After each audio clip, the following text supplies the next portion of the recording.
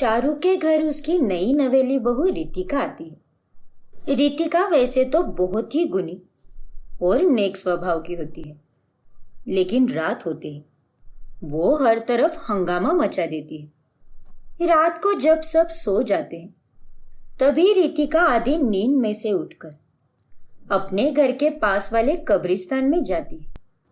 मेरी चाहते तो फिजा में बहेगी, जिंदा रहेगी होके फना, मुझे तुम्हार शुद्ध तुझे तुम्हार, मुझे तुम्हार।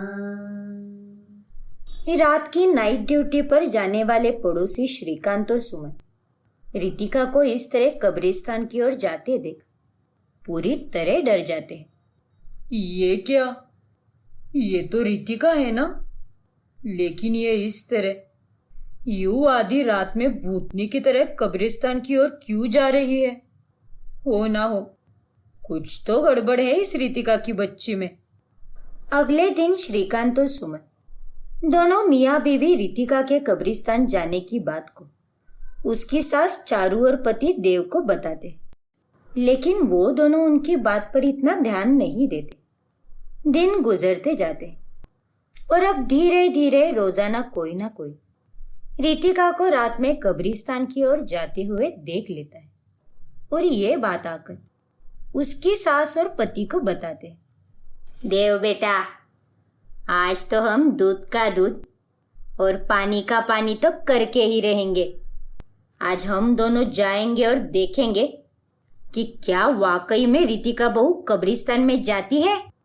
हाँ माँ, आप बिल्कुल सही कह रही हो। देव और चारू दोनों माँ बेटे रात में जागते और तभी रितिका को कब्रिस्तान की ओर जाते हुए देख उन्हें भी काफी हैरानी होती है। देव बेटा, ये सब क्या हो रहा है? ये रितिका बहू तो वाकई में किसी चुड़ैल की तरह कब्रिस्तान की ओर जा रही है। हाँ माँ, और वो भी इतना भूतिया गाना गाते हुए। चारू और देव अब डर जाते। अगली रात वो दोनों फिर से जागते हैं और तभी वो दोनों रितिका को फ्रिज में से चिकन निकालकर खाते हुए देखते हैं।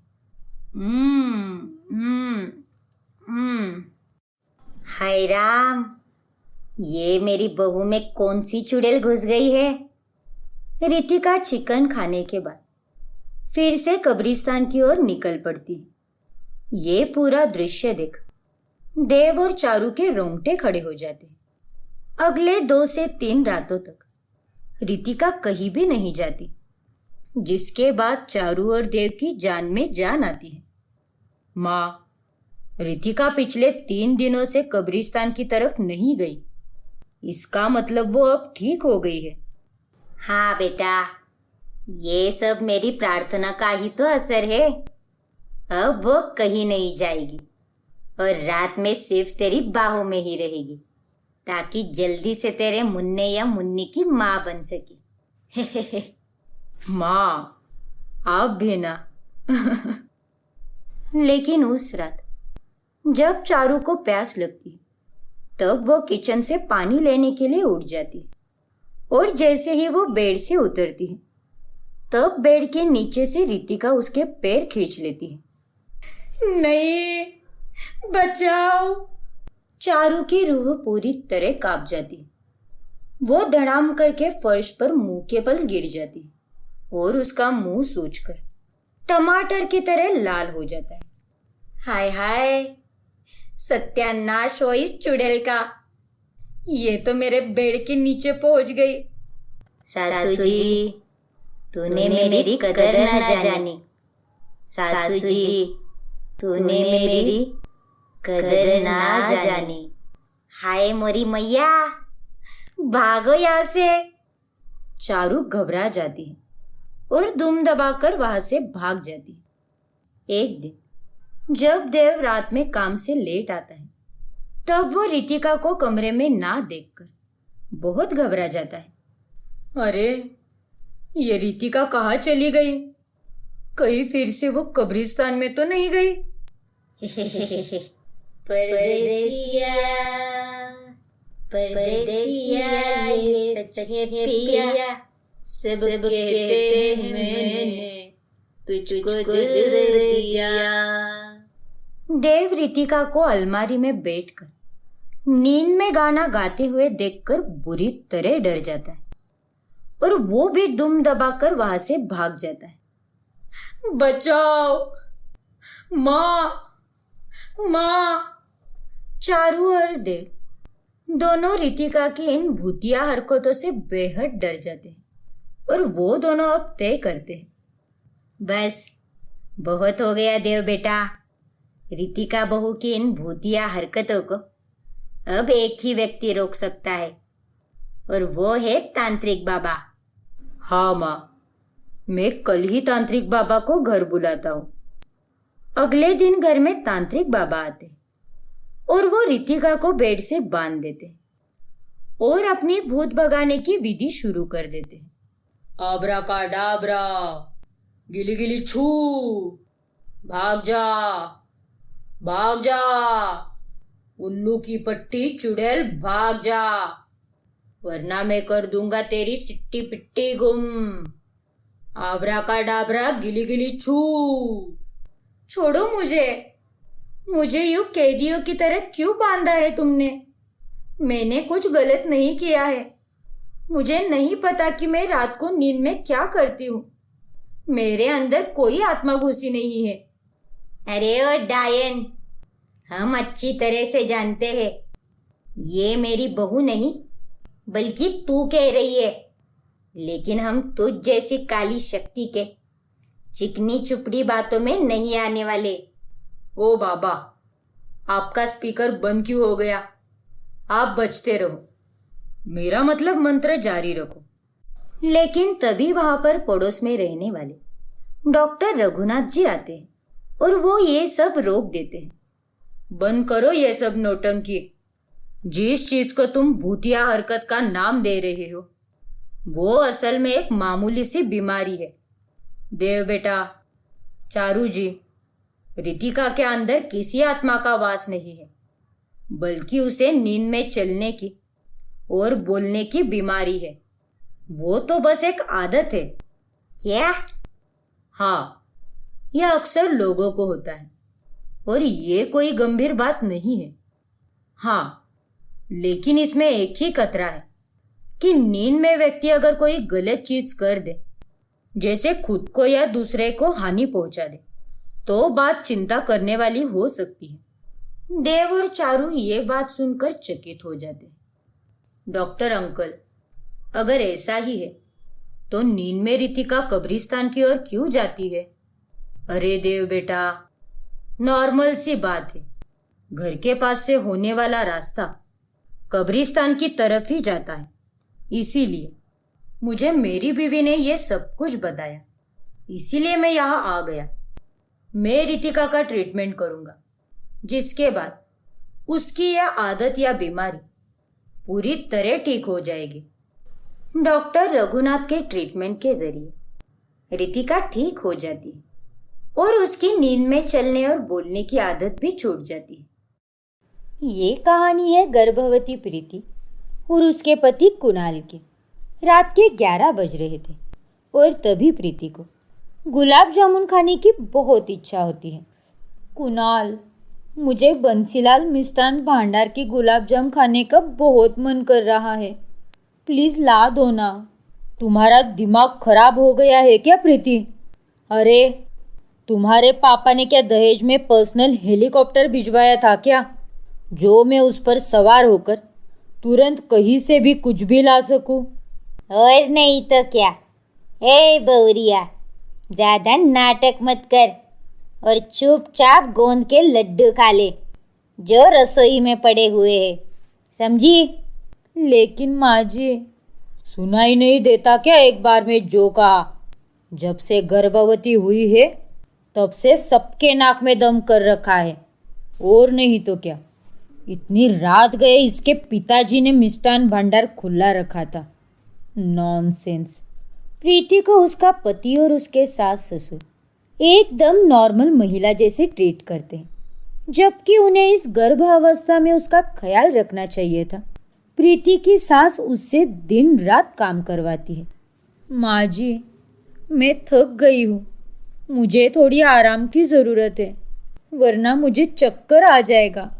अरे बहू, तू चंपा त्रिवेदी की बहू है, तुझे कुछ नहीं हो सकता। चल चल काम कर अब।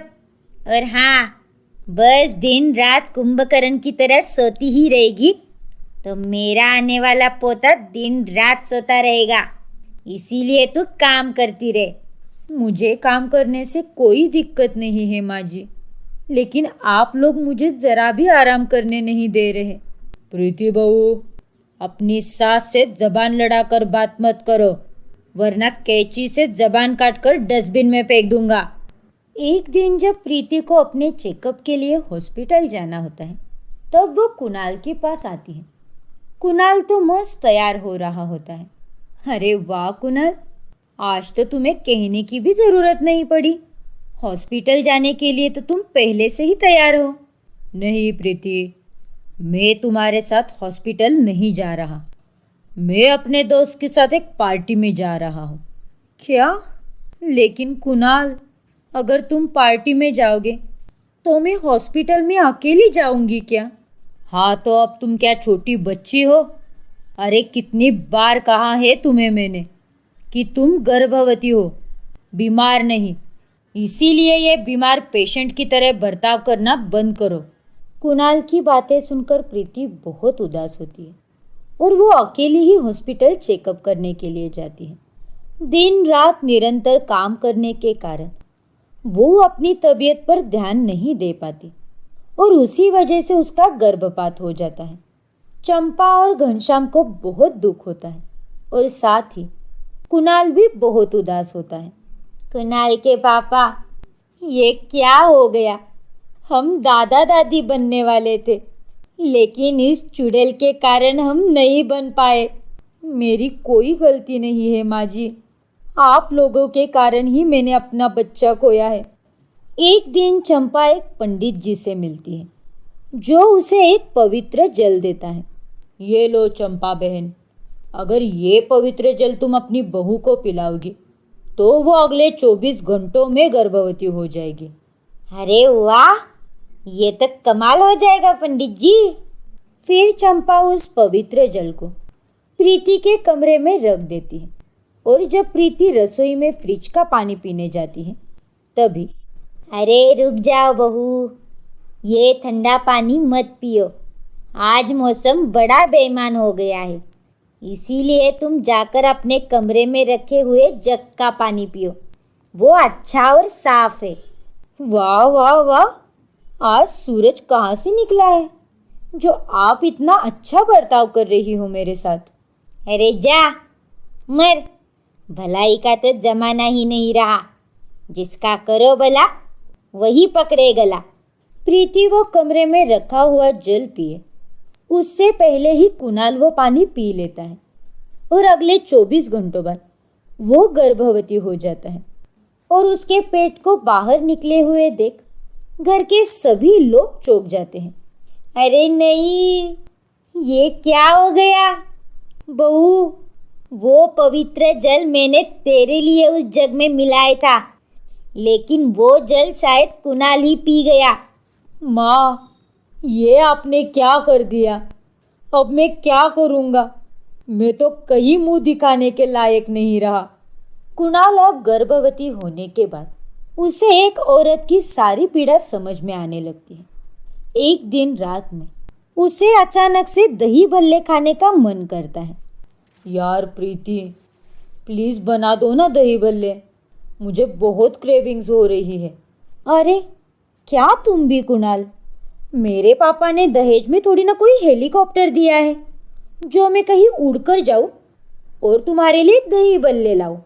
अरे यार प्रीति, मैंने तुम्हें लाने के लिए थोड़ी ना कहा है, तुम ही बना दो ना। क्यों? जब मैं तुम्हें देर रात को कुछ खाने के लिए मांगती थी तब तो तुम्हारे अंदर की हिटलर की आत्मा जाग जाती थी। अब तुम भी वैसे ही रहो। मैं तुम्हारे लिए कुछ नहीं बनाने वाली। अरे यार। इतना कहकर प्रीति सो जाती है और कुणाल भूखा ही रहता है। प्रीति उसके साथ डॉक्टर के पास चेकअप के लिए भी नहीं जाती। अरे माँ, ये गर्भवती होकर तो मैं परेशान हो गया हूँ। ये सब आपकी वजह से हो रहा है। मुझे माफ कर दे बेटा, लेकिन ये सब होने के बाद मैं वापस पंडित जी के पास गई थी इस बात पर कोई तोड़ मांगने के लिए, लेकिन पंडित जी ने कहा कि अब तुझे ऐसे ही बच्चे को जन्म देना होगा। माँ की बातें सुनकर कुणाल सर पर हाथ रख लेता है। शर्म के मारे कुणाल ने तो अब घर के बाहर ही निकलना बंद कर दिया था और वो घर से ही काम करने लगता है। एक दिन, यार प्रीति, आज मुझे बहुत थकावट महसूस हो रही है। ये पीपीटी बना दो ना, प्लीज़ मेरी हेल्प कर दो ना।